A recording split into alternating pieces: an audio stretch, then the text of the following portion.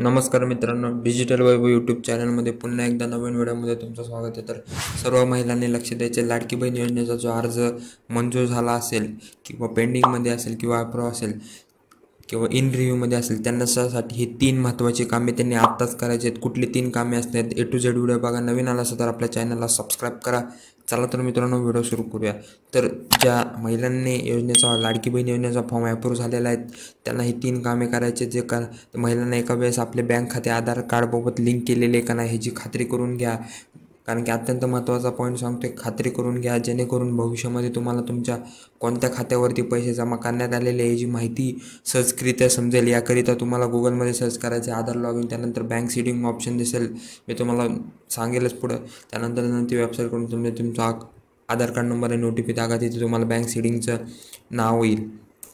त्यानंतर दुसरं काम करायचं आहे, तुम्हाला जे तुमचं बँक अकाउंट आहे ते ॲक्टिव्ह आहे का ह्याची खात्री करून बँकमध्ये जाऊन खात्री करून घ्यायची, कारण की खूप दिवसापासून महिलांचे खाते बंद असल्यामुळे त्यांचे खाते फ्रीज होतात, त्यामुळे सुद्धा पैसे जमा होणार आहे।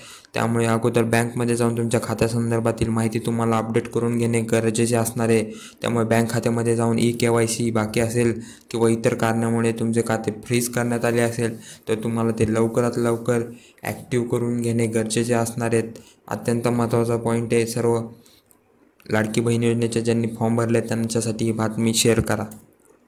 त्यानंतर पुढची ज्यांचे फॉर्म रिजेक्ट झालेत त्यांनी हे काम करायचे आहे। खूप सारे नागरिकांचे फॉर्म रिजेक्ट करण्यात आलेले आहेत, त्याचे मुख्य कारण म्हणजे तुमचे बँक खाते तुमच्या आधार कार्डसोबत लिंक नसल्यामुळे किंवा तुमचे आधार नंबरसुद्धा चुकलेला आहे, तुमचे बँक डिटेल चुकलेले आहे, आधारवरचा पत्ता चुकलेला आहे, इतर कारणे काय असू शकतात।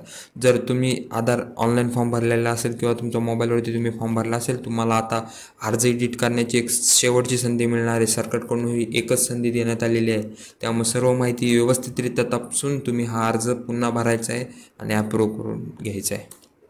त्यानंतर ज्यांचे अर्ज पेंडिंगमध्ये असतील त्यांच्यासाठी ही बातमी असणार आहे। ज्या नागरिकांचे अर्ज भरलेले आहेत पण अजून पेंडिंगमध्ये आहेत अशा नागरिकांसाठी महत्त्वाची म्हणजे अर्जाची सध्या तपासणी चालू आहे, लवकरच तो फॉर्म पेंडिंगमध्ये असणार आहे, नंतर तो रिव्ह्यूमध्ये जाणार आहे, नंतर तो अप्रूव्ह होणार आहे।